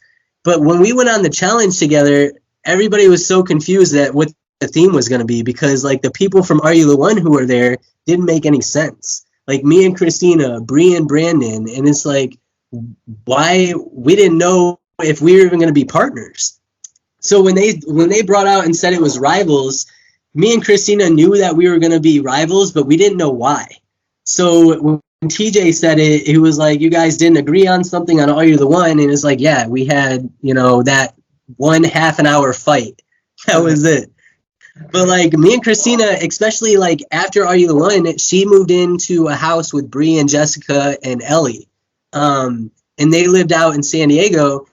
And me and Anthony were visiting them like every other month. We were out there doing something every other month. So like I was like really good friends with Christina going on Rivals, going on that TV show. And so when they said that we were going to be Rivals partners, we were like, we thought we were in the winning. We thought we had a step above everybody else because we weren't really rivals. We didn't really have that disconnection. But it came back to bite us in the ass pretty hard. Because one of the challenges that we lost was because like we didn't talk about game. We didn't like, our whole strategy in the challenge was to try and stay away from the politics. Try and stay away from blaming this person, blaming that person, trying to tell this person that person's out for them. We didn't want none of that. So like me and Christina had a game plan where we were just going to coast. We were like, nobody's looking at us as a threat. Nobody's looking at us as like they're going to beat us in anything. So like we were literally just trying to coast by, getting on everybody's good side, making sure everybody liked who we were. And it came down to like, I think it was either the 7th or 8th episode. I think it was the 7th episode. It was the first challenge we lost, where it was like, it was all about game. It was about Christina was buried, and I had every there were like the 5-yard steps. Like you get an answer right, you move up 5 yards, and they were all about like the game. Like who's your number 1, who's your number 2, and who do you not like? What team do you not like? And the questions like that. And like Christina had already filled out a paper before she got put in that box. So I had to match her answers, and we couldn't get any of them right. I literally was getting so frustrated because like she would pick like Kellyanne and Jamie, and I'd be like, I never said 2 words to Kellyanne the whole time. Like, how are you gonna say like that's our alliance when I have never even spoke to either one of these people? Like, so like I'm thinking our alliance is Vince and Jenna, because like me and Vince were close. And so I put Vince and Jenna while she's putting Kellyanne and Jamie. And I'm just like, man, none of our answers are matching up. Everybody else is moving forward. I'm sticking right there in that same spot. And I'm just like, this is so stupid because we didn't talk about game. Like that's one thing that, you can try and avoid all you want in the challenge, but you got to talk about game. So it bit us in the ass, but we had a good time. Like, I feel like everybody else, like even Nicole and Dario would always argue, and obviously Tony and Camila got kicked off the show because how big their rival is, and even like Cory and Ashley would argue all the time and stuff like that. Every one of those rivals did not like each other. And then you have me and Christina who are hanging out like all the time, So I don't know. It was a good thing and a bad thing at the same time. She's another one that seems to have put MTV in her rear view, right? Like she doesn't really Yeah, was that Yeah. intentional? Because everybody seemed like she was another one, like seemed like a shoo-in to be a mainstay after because she did Bloodlines as well and showed she was pretty good on both her seasons, you Yeah. know. Yeah, And then she right. kind of just like went off the grid when it comes to the show, at least. Right. I'm not like 100% because I haven't like talked to her about it, but I think it was intentional for her. I think that I think she was kind of like the same way I was. Like she was just trying to figure out what she wanted to do outside of TV, and she was the same way where like she would get a lot of criticism and she didn't handle it that well, I guess. You know what I'm saying? Like the same thing that I did. I got hella criticism and I handled it terribly. But I think that she just really wanted to start getting okay with herself again and mentally healthy again. And I think that to do that, she like needed to start distancing herself from all that. And because like that's what I'm saying is that like you get like people like me and Christina who go on these shows and then it's like it's addicting. It's addicting to want to be on that show. It's addicting to want to be in that spotlight. So when your following starts going down and when you start getting less likes and start getting less attention, it takes a toll on you. And you're like, man, I got to get back on a show. I need to get back on a show. And then you like focus all of your attention in your life to trying to do that.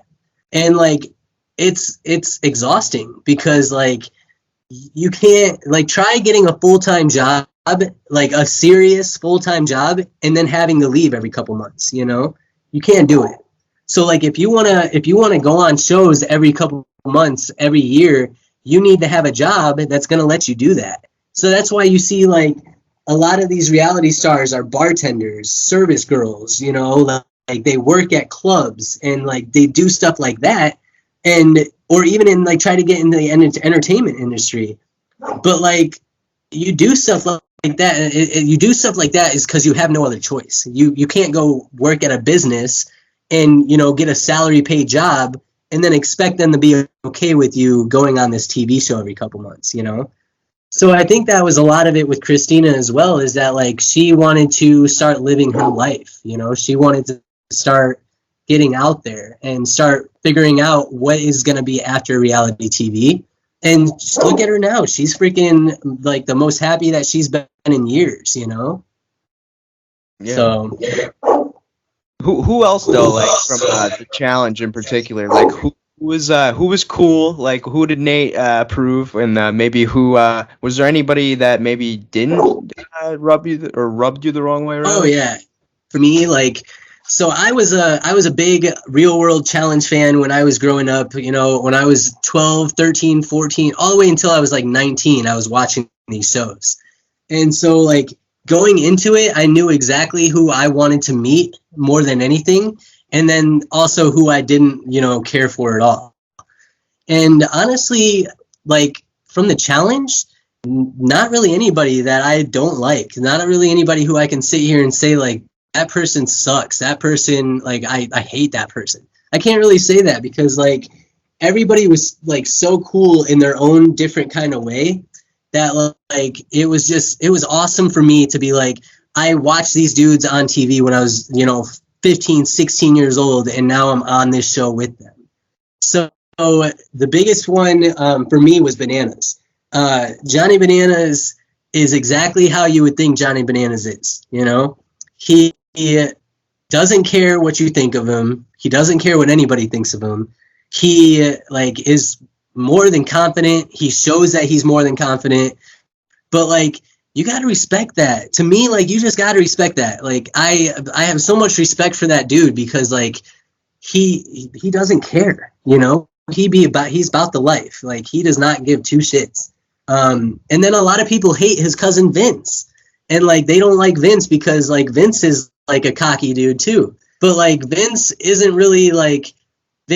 like how they show him on TV, how he's like you know, like all ladies man, you know, like cocky and arrogant and all this. Like Vince is dope. Like he's like you know, straight up athlete, really cool dude to hang out with. He's like a really nice, genuine dude, you know?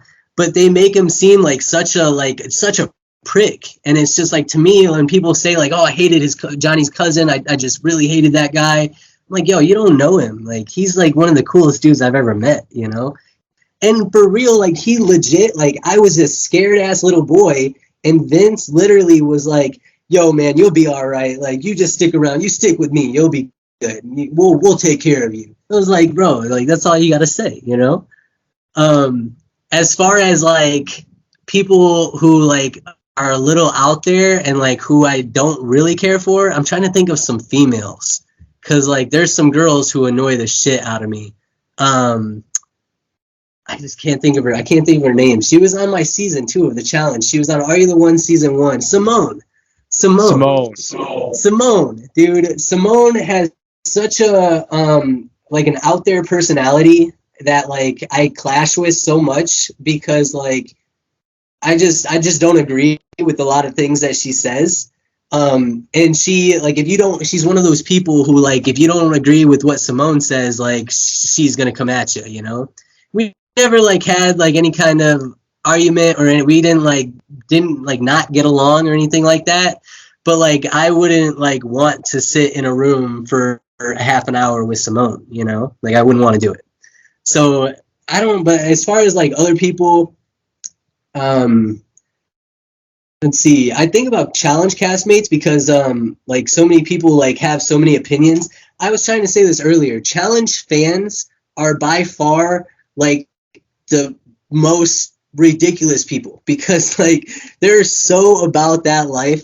Like challenge fans literally watch you on the challenge and think they know your whole life just because you were on the challenge. Like I know everything about you because you were on the challenge, and like they don't know anything about it. They don't know who you are in real life.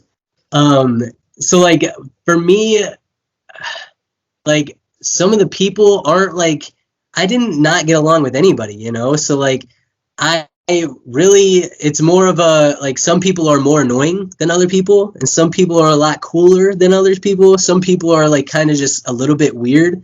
But everybody has like their own type of personality. And when you go on the challenge, you think like you're a rookie and like everybody hates you and nobody's gonna talk to you and this and that.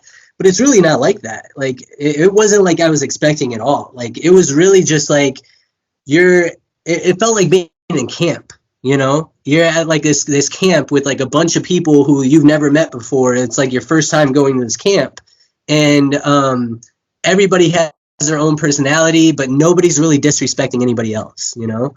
And like obviously you see the fights and stuff like that and disagreements and stuff, but like in a whole, when we're all just like hanging out or chilling and when they're like the camera's not full blast on like a single group of people, it's really relaxing and it's really like you're just at a camp with a bunch of your friends. And because they ask you this stuff too. They ask you at the end of the show, like who you didn't get along with, who do you like most? And on each one of those shows, like the challenge, Are You the One? They try to get me to say like, they try to get you to talk shit about like somebody so that you can start something with somebody for the next show, you know? But I had nothing bad to say about anybody. So I'm like sitting there saying, oh, he's such a great guy. He's so nice. He's such a cool dude. Or like but like that's not what they want to hear. But I'm such like an easy person to get along with that like I had no bad blood with anybody on that show. Anybody on the challenge. I mean, Are You the One? I had my disagreements with like a couple people, obviously Brandon. Brandon is just that type of dude. He's got that personality that like annoys the shit out of me. So like it's always gonna be like that. But like there's also like there's girls too, like Tyler Abram. Can't stand Tyler Abram. Can't stand Tyler Abram. You probably I don't even know. Do you know who Tyler Abram is? Is it a girl, right? Yeah. She was one of the girls on Are You the One who came into the house thinking she was the shit, thinking she was all that, thinking she was better than everybody else. And she ended up being literally a wallflower on the show. And so, like, still, even to this day, bro, she's like an Instagram model. She has like 200 some, I don't know, I haven't like looked at her Instagram in years. But last time I looked, she had over 200,000 followers. And it's all because like she's like a model and this and that, and she like posts all these really gorgeous pictures, which I'm not gonna lie, like she looks gorgeous in those pictures for sure. But like that's like, I mean, sometimes you just don't look like that in real life, you know? And that's I you know, she's probably never gonna see this anyway, so I'm like, that's one girl, bro. Like there's some people who just do not look like that in real life. And I just like, why not be real? You know, why not be real about it? Like there's people out there, you know, who like are fitness, you know, influencers, but don't know how to work out. And like she's a part of that. In my opinion, she's a part of that category because she tries to play that she like got fit and she started working out and she started doing all this stuff. And like to me, nah. Like you can tell when somebody has a fake body and when somebody actually put in a work, you know? So I don't know. There's definitely people who like I can't stand, and like it's just because that's the type of person they are and it's their personality. But it's not like I would say like I hate this person or like I really like, oh, I just want to kill this person. It's nothing like that. It's more of like my personality does not mesh well with that type of personality, you know?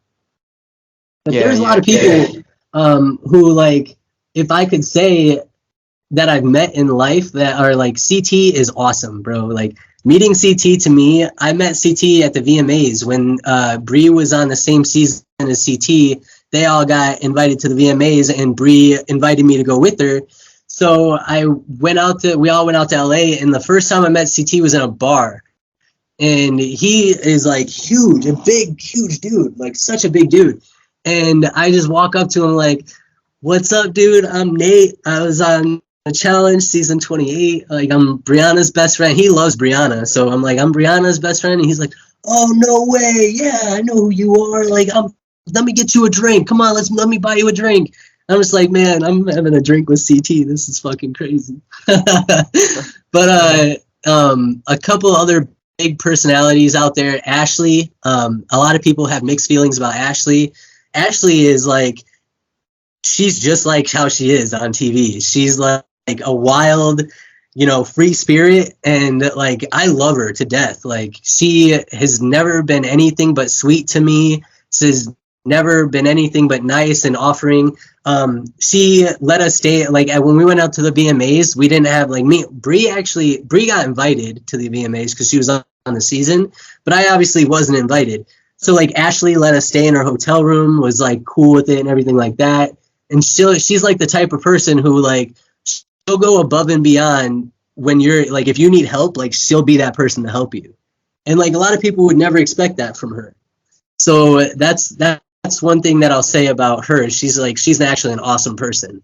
A couple of other people, let's see. Wes is exactly how you would think he is. He's like the smartest dude I've ever met in my life.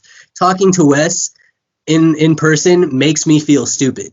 Like literally everything he says, I'm like, I don't really know what you're talking about, but I agree because it sounds good. You know what I'm saying? But it's awesome being able to be a fan of the show and then being able to go on the show and being able to tell people that people who are fans of the show about how these people are in real life is probably one of the best things that has like come out of the experience. Yeah. This will be our last question since we kind of saw it at the reunion, kind of how when asked the question, obviously Nicole had a bit of emotional answer, but we didn't really like get to see like what actually happened. Like it wasn't really explained. It was more of just like a undertone, like implication. Like could you maybe tell me what happened post show between you guys? Yeah, man, I forget about that relationship all the time. Like I forget that me and Nicole thing ever even happened. Oh man, it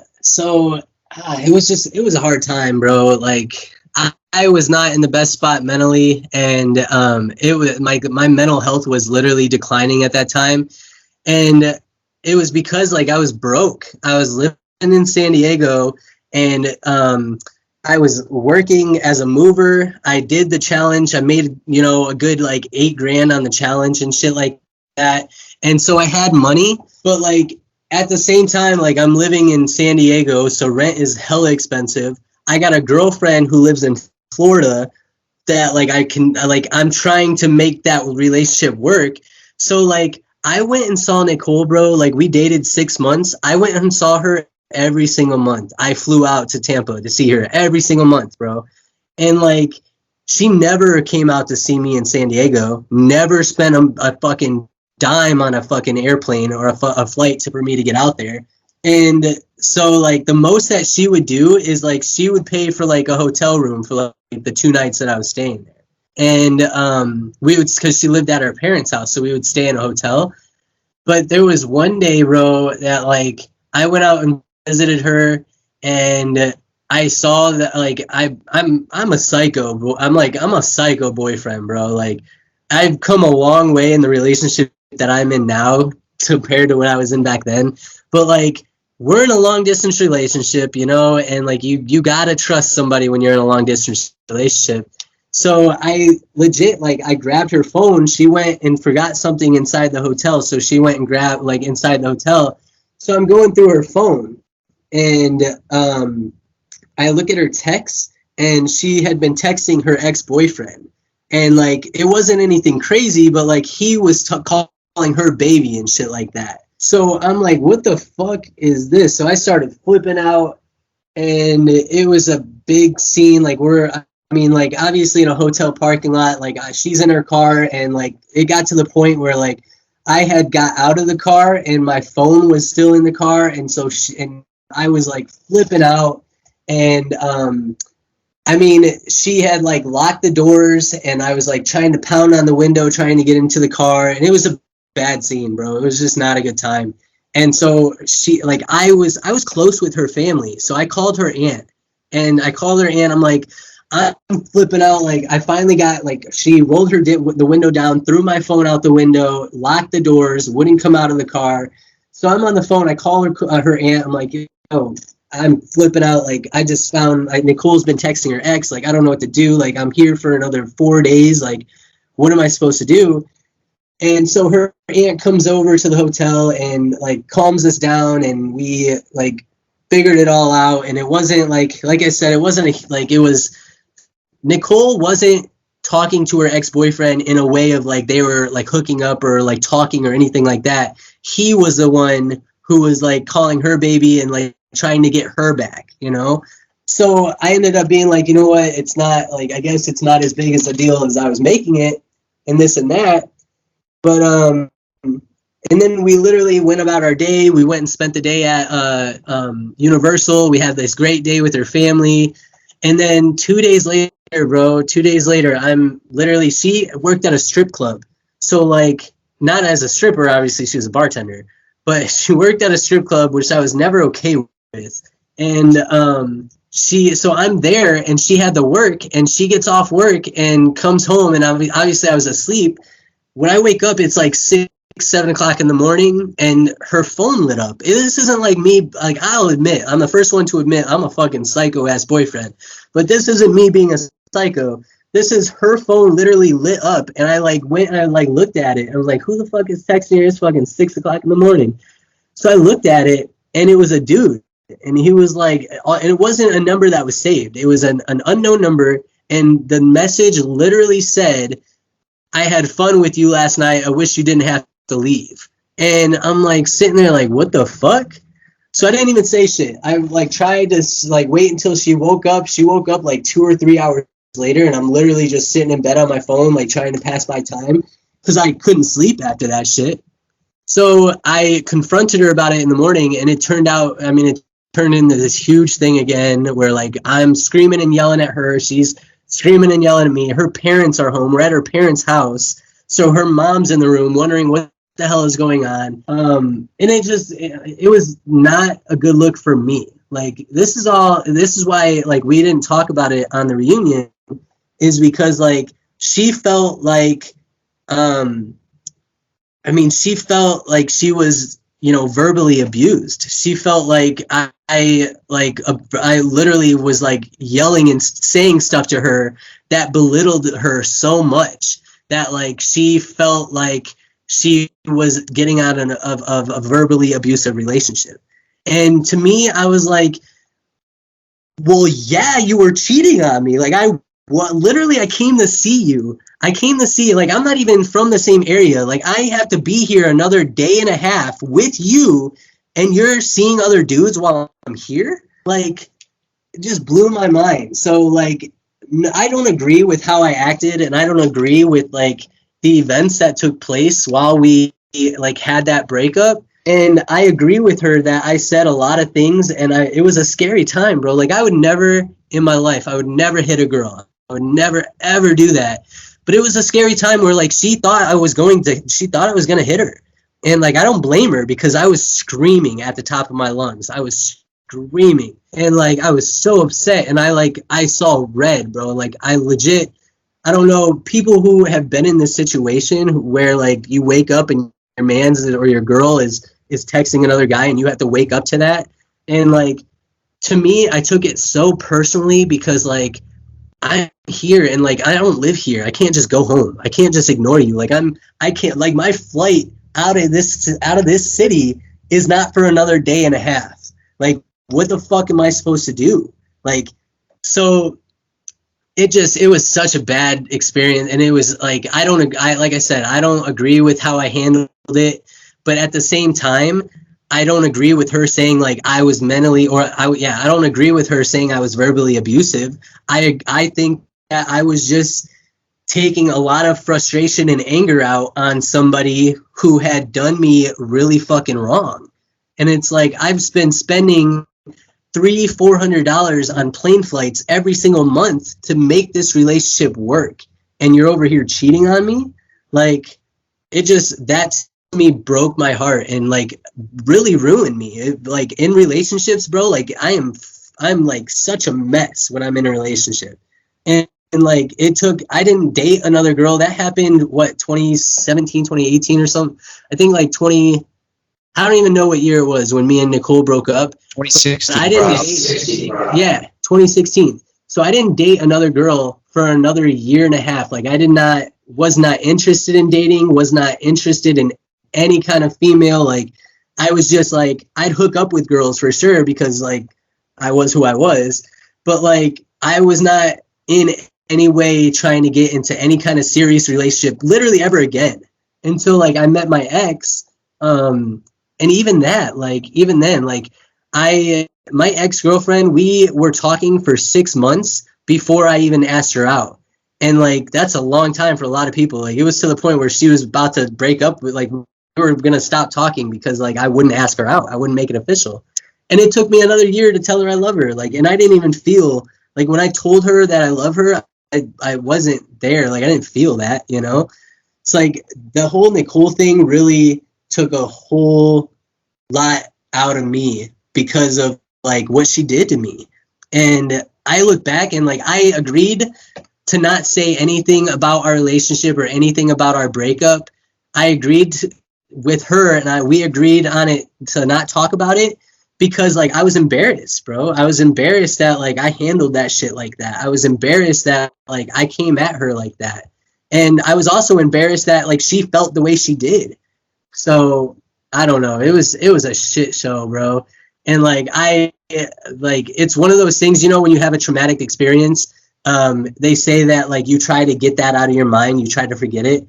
And that's why I feel like I don't really remember a lot of me and Nicole's relationship because of how bad it ended, you know? And, like, I just really tried to get all of that out of my head because, like, it was such a low place for me in my life and shit like that. And it did so much to me that even to this day, my girlfriend lives in California, you know? So, like, even to this day, like, I have, like, I have these moments and these, like, these blow-ups on my girlfriend now, and, like, bless her freaking heart because, like, she knows, she gets it, she understands what I've been through. And, like, but, like, it's still there. Like, I still, like, sometimes I get super insecure with my girlfriend right now. And she's like, dude, my girlfriend now is, like, a straight up angel. Like, she's the most calm, like, most understanding person I've ever met. And so she like gets that I have these problems and all these mental, you know, health issues.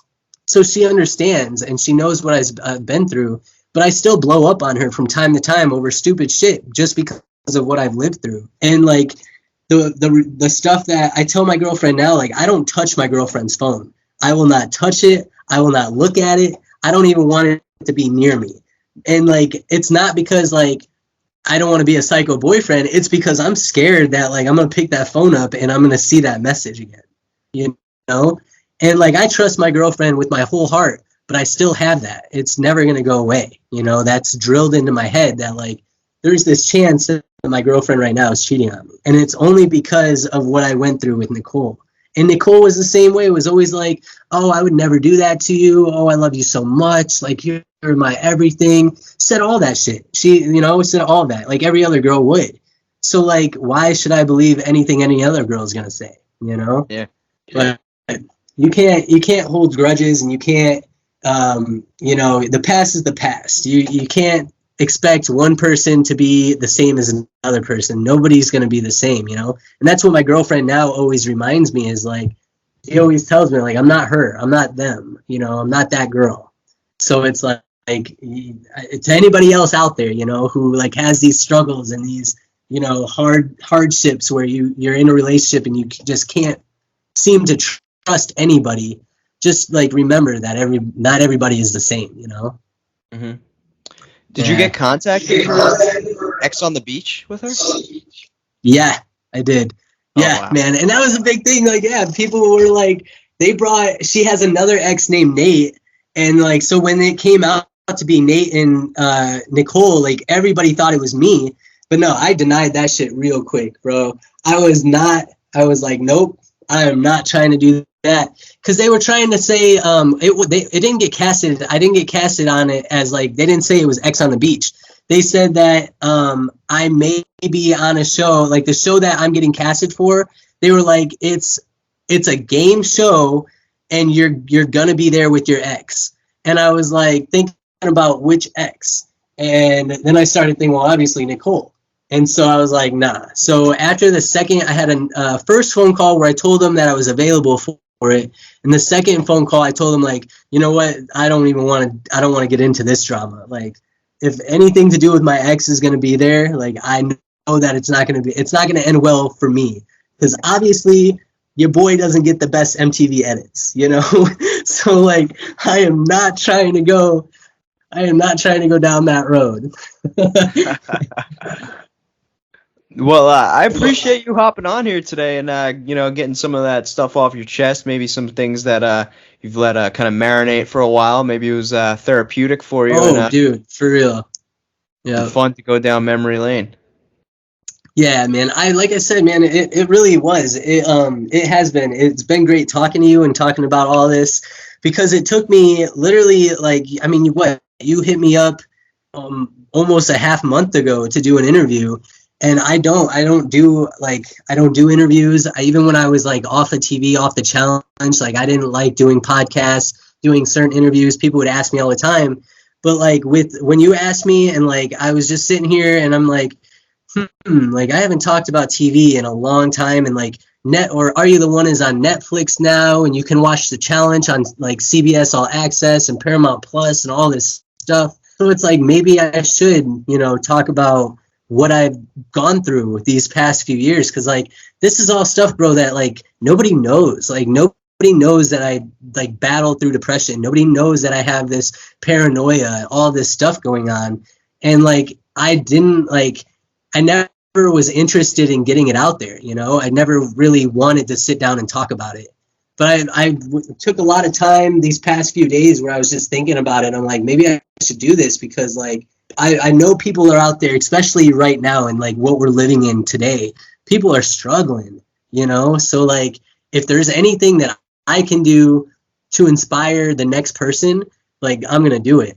And even like people who like want to go on TV or want to pursue this type of career, want to get into that spotlight, like it's a good way for them to know what to expect, you know? It's like I have a friend who his name is Nick, and I met Nick in Seattle, and like few years ago, like back in 2017, he was all excited because he like saw me and recognized me, and he wanted to be on Are You the One? He wanted to be on the challenge. He wanted to do all this, and I just told him, I was like, bro, just this is what you got to expect. This is how you got to handle it. This is how you got to go about it. Like, you should do it. Like, get into it. You know, don't give up. And he's on the circle. He's on the new season of the circle this year. I know, like that to me is like the most inspiring thing, dude, because I'm like, man, this dude literally, like, he did not give up. He did not give up. And like 3 years later, he finally got on his own show, you know, and he killed it. Like, I watched the whole show. I don't know if you like The Circle or not, but Big Nick Energy, man, he's like the funniest dude on the show. And I was like, man, they're pulling from sorry, I didn't mean to cut you off, but yeah, I just wanted to let you know they just pulled someone on this current season from the Circle. So I mean, oh, no way. Yeah, I don't know what Circle season, but the current season of the challenge just had a Circle cast member make the crossover. Yeah, I'm just saying that's crazy. The door might be open. That's what I'm saying, dude. And it's like, that's what I'm saying. And it's just inspiring to me when I have people like that who were like trying to get into this industry and they just didn't give up. And I'm just like, man, I told Nick, I'm like, dude, I am so happy for you. And I'm like, I hope you have nothing but success. And like, he's taken off like crazy. Like, obviously when you go on these shows, like you go from having 600 followers on Instagram to 10,000 to 15,000, and it just keeps going and going. And he's taken full advantage. He's like doing shirts. He's got his own shirt brand going on. He's, you know, getting really interactive with his audience. And I'm like, that's the type of guy that you want. Like, that's the type of guy who needs to go and try and get into this spotlight. And it's just really cool to know somebody like that who, like, you know, dreamed it and then lived it, you know? It's like, I always love inspirational stories like that. So like, that's why, like, if this interview, you know, like I'm saying, that's why I did this, is because like, it's time for me to get it out there that like, it's okay to not be okay with yourself. It's okay to have your struggles. I just got this tattoo. It says, trust your struggle. And to me that like means the world, because you really have to trust the process. You know, when I was 20 years old, I was wishing and praying that I would get a big break and get on some TV show and become famous. And then when I was 25, I was having suicidal thoughts because of what I was going through.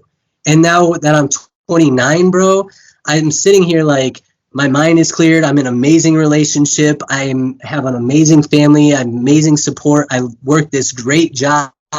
It's like, I did all this shit, all this struggle, and now I'm literally living my paradise, you know?